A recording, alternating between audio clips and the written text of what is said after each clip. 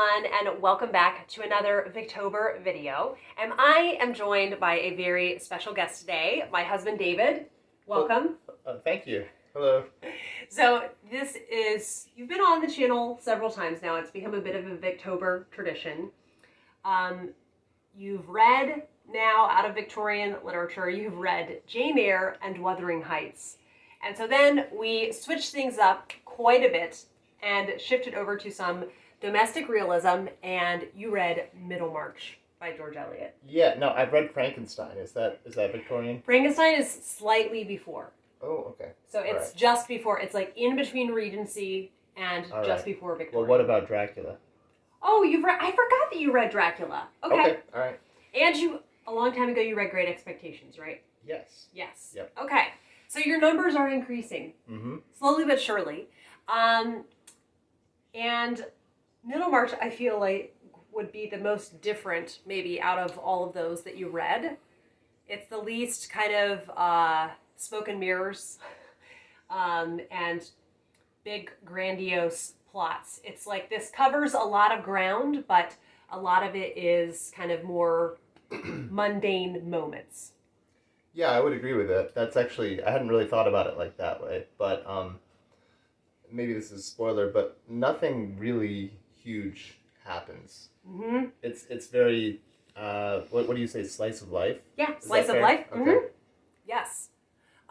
And you said when you were talking to somebody the other day about it, you used the phrase, which I had only just come across a couple months ago, and I loved the interior lives of the characters. I'm pretty sure I got that from you. Okay. So then you heard me say it, and then you used it. Yeah, It's a great phrase. Mm-hmm. My friend Ray used it, and I just glommed onto it as soon as I heard it. And I see you have written a couple notes in the margins. Mm-hmm. So I like that you did that. So now whenever I pick this up, I'll be able to see your notes. Right. So I'm thinking about the different characters and the conversations that we've had, and I feel like the proverbial elephant in the room we should get out of the way. So for the vast majority of the book, when David would talk to me about the book, and he would say, oh, and Will Ladislaw did this, and I don't like Will Ladislaw, and I tried to keep a blank face, but he's like, you like him, and I'm making you mad by saying that I don't like him. So first, you are correct that I like him. So this is just going to be filled with spoilers. I'll put spoilers up in the title. Secondly, I wasn't mad though that you didn't like him, but I just felt like I didn't want to bias you. I wanted the reading experience to be your own. So what were some of the reasons that you didn't like Will Ladislaw? Well, I still mostly dislike him. Yes. I admire a couple of things that he did. Yes. But generally speaking, I don't like him. What was the thing that you were very impressed by him that he did? Well, he turned down a lot of money Mm-hmm. because he felt like it would be beneath his integrity to accept money that had any kind of association with unethical behavior. Yes. Was it Bulstrode? Yes. Bulstrode's money was widely considered to be ill-gotten gains. And Yes. And it's interesting to me, like, the standard of integrity of the characters overall is very, very high. Yes. They don't even want to inherit money that has even a hint of usury or thievery associated with it. Yes. And what's interesting, and since this is a spoiler type video, Yes. right? The standard I do think is very high, because Bulstrode's money was never derived directly from him or his associates stealing money. It was the fact that one of their businesses was a pawn shop amongst their other businesses. Yes. And the pawn shop never really scrutinized whether or not things coming in may or may not have been stolen. Yes. So they didn't steal anything, and they didn't even, necessarily fence stolen goods, but they kind of probably looked the other way. Exactly. So, and now you think about that. So Bulstrode has this immense fortune. Some proportion of that is potentially tainted by this. Mm-hmm. And now people don't even want to inherit the money. And I think that that's a standard of integrity that would be probably hard to attain to. You know, if you found out that your uncle was like, hey, you know, I want to give you $1 million, you know, $2-3 million, and you knew that he owned a laundromat, which may or may not have been doing some money laundering, but he also owned some legitimate real estate. Like, would you turn down the money? Yeah, Right? that's interesting. I wonder if that was a common dilemma in that era. And I know in Anthony Trollope's The Belton Estate, there is not the same situation, but a situation where to keep her integrity, a young lady feels that she cannot accept money from a certain person. And yeah, I wonder, that's interesting. What, you know, these are fictional stories. We don't really know. And then really Garth, or Garst?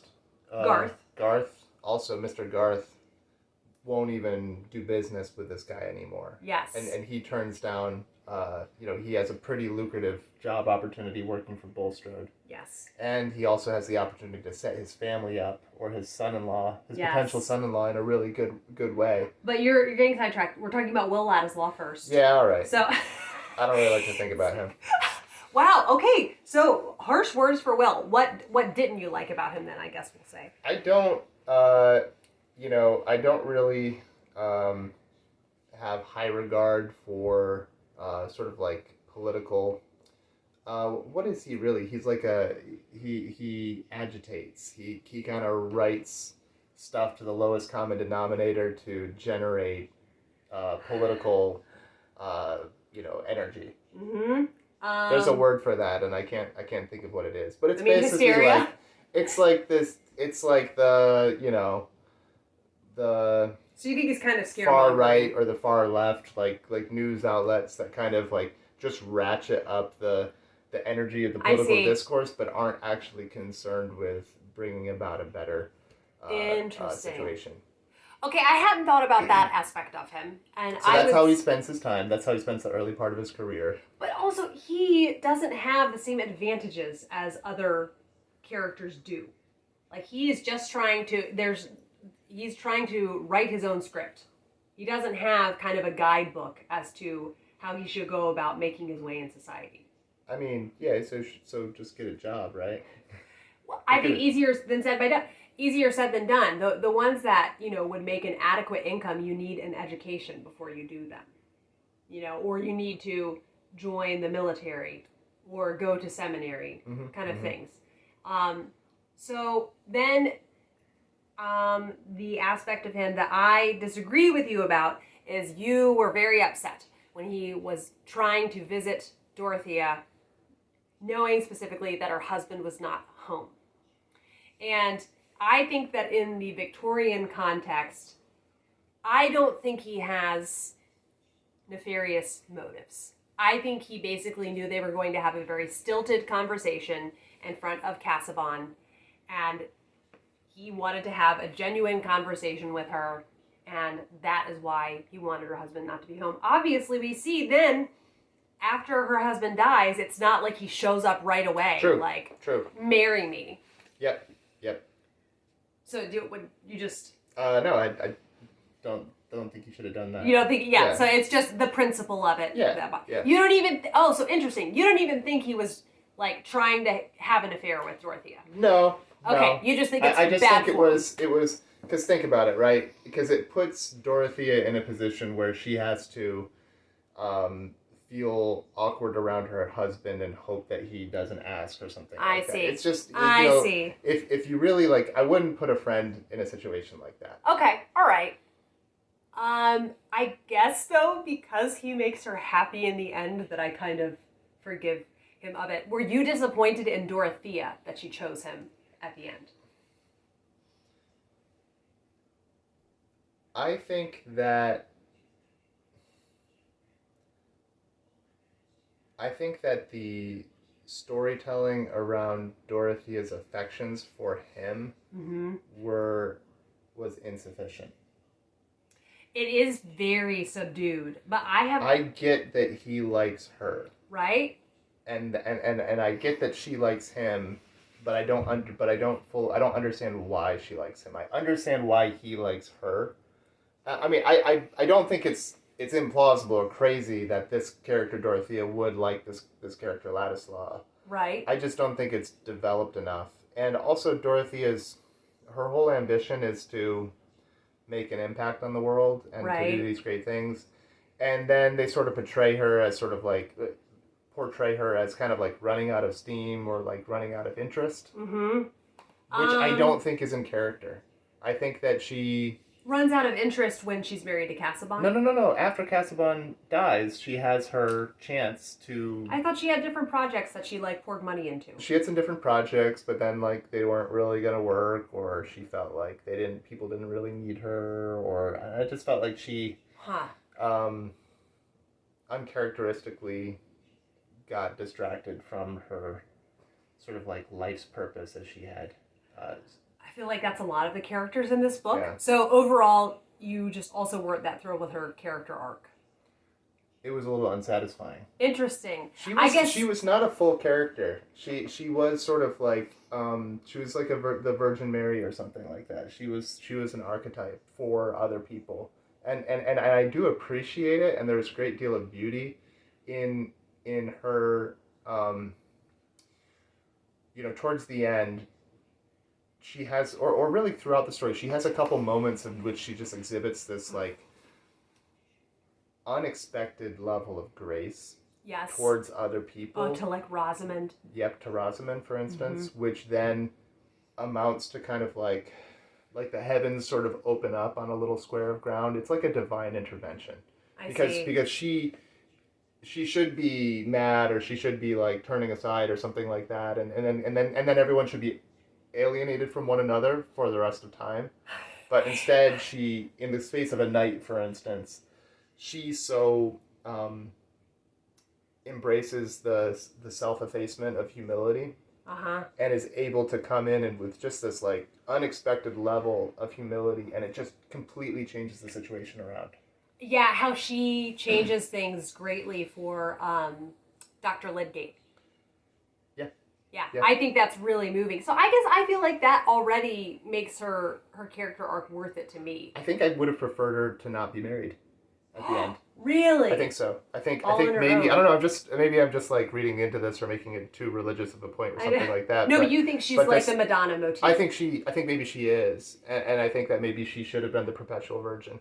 Wow. Archetypically. That's interesting because because Casaubon, like...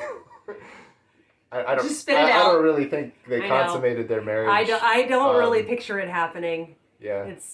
It's really hard to picture. So I guess it's interesting that you say this because the Madonna motif is also used in George Eliot's Romola, and well, I won't say anything else because I don't want to comment on anything if someone is wanting to read Romola and not be spoiled for it. So, what was I going to talk about? Should we just like spoil all the Victorian novels? No, but okay. I have to say though, I think that one of the most romantic scenes in all of literature is when Ladislaw and Dorothea finally resolve things, and it's raining outside.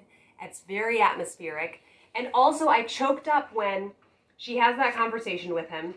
And she thinks they're separated forever. And she goes to her room. She doesn't say anything to anyone else. She goes to her room and she cries by herself and says, "Oh, how I did love him." That chokes me up. Nope. Okay. Now. Let's talk about other characters. Yes, let's talk about Rosamond and Lydgate. Do we have to? Okay, who's worse, Rosamond or Lydgate? Tertius. Oh, they're just a bad pair. They're a bad... Oh, she's way worse than him. No, I mean, but she's 1,000 times worse. He gets resentful really fast. She doesn't listen to him to not go horseback riding. Yeah, she gets them to rack up all this debt, and she basically implies that she is completely in love with him when she knows that she is not before they get married. I think she really likes him. I think she's very, very enamored with him. What? Yeah. No, and it says even at the end of the book how like they just basically had called a truce, and they just tried to live the best that they could together. Well, yeah, but when they got married, they were really enamored with one another. No, he was in love with her. She totally thought she was in love with him. What would give you that impression? I'm pretty sure... Okay, did you watch the miniseries most recently, or did you read the book most recently? Read the book most recently. Really? Yes. I don't know. I think it's pretty obvious that she's like, oh, this is what love is. No, I think she's like, he's eligible. No, she's in love with him. She imagines that she's fallen in love No, with him. no. All right. Leave in the comments, do you think Rosamund believes that she is in love with him, or does she trick him? All right, so I definitely think she's worse. You think they're both just kind of duds? Yeah, I think it's a bad match. Okay, so I will say this book feels like a cautionary tale for not choosing your partner wisely. Yeah, I guess so, right? Because Dorothy and Casaubon.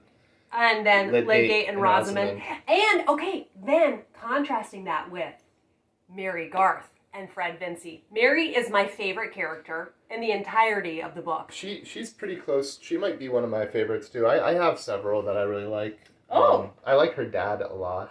Mr. Garth. Well, listen, Here's the thing, though. I hold against him that he loaned Fred the money to begin with. I know I should be more annoyed at Fred, but I think because Mr. Garth is older and supposed to be wiser, I'm more annoyed at him for loaning it in the first place. And he has a family. Yeah, that was too much. He shouldn't have lent someone that much money. Yes. That was a mistake. Yeah, it really was. It was, it kind of blows my mind. But you know what? Here, it goes back to, I really love Fred.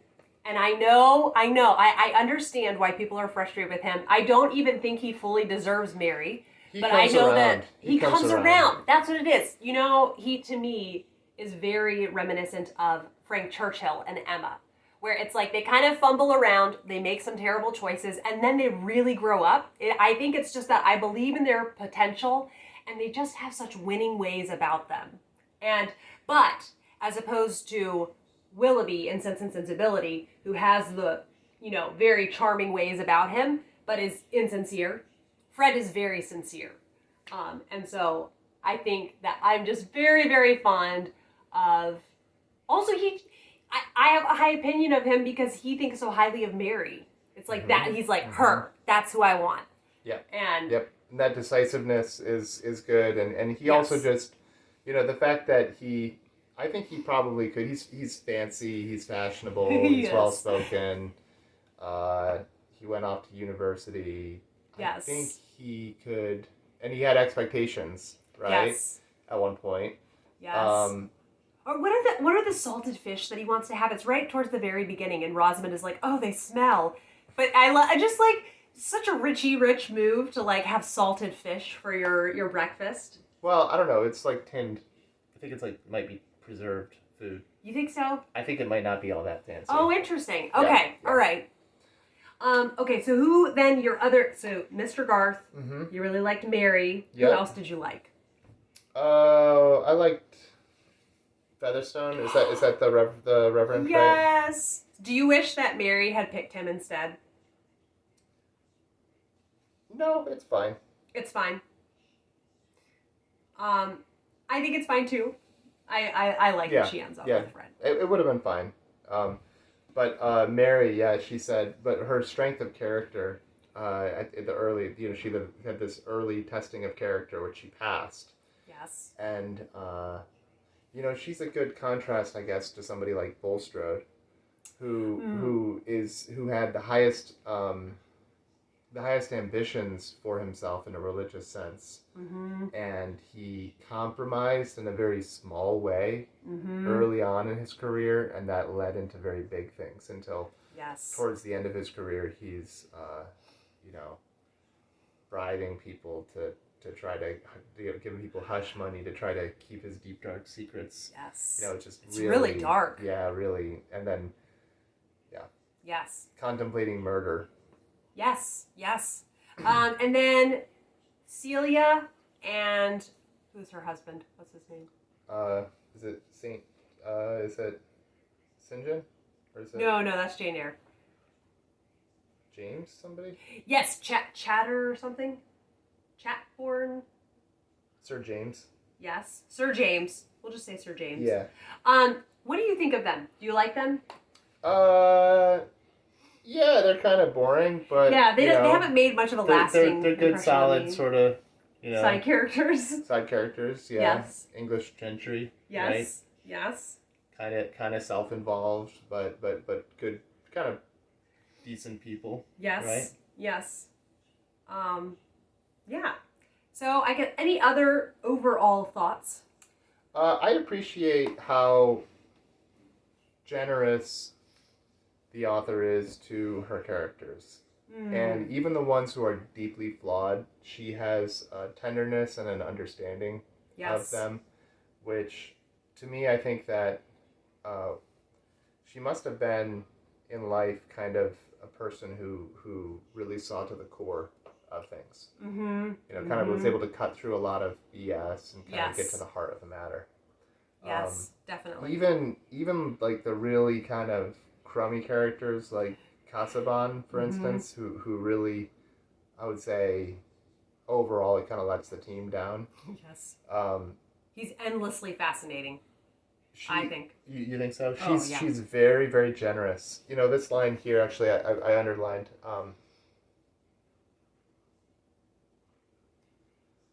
Couple things. So, beginning of chapter 29. One morning, some weeks after her arrival at Lowick, Dorothy... Or Dorothea. Dorothea. But why always Dorothea? Was her point of view the only possible one with regard to this marriage? I protest against all our interest, all our effort at understanding being given to the young skins that look blooming in spite of trouble. For these too will get faded, and will know the older and more eating griefs, which we are helping to neglect. So there's this idea, Dorothea is young and beautiful and blooming, and so of course, the point of view of the story, of course, we would be most interested in what's her perspective on things. Mm-hmm. But why always Dorothea? Is it not appropriate to consider things from a different angle? Maybe the kind of like pale. What do they describe her? The blinking eyes and white moles. Yep. Objectionable to Celia, and the want of muscular curve, which was morally painful to Sir James. Despite all this, Mr. Casaubon had an intense consciousness within him, and was spiritually a-hungered like the rest of us. Wow. That is so generous. Yeah. And it says elsewhere that Mr. Casaubon was nervously conscious that he was expected to manifest a powerful mind. He feels a lot of pressure. He's like, oh, everybody thinks I'm really, really smart, and I have to like demonstrate that. And he is really smart, by the way. I wasn't sure if he was or not until right before his death. It shows it kind of like, because Dorothea and he used to work together a lot in the library. Yes. And he's working, and he's just like sitting there in his armchair, and he's just like dictating to Dorothea. Yes.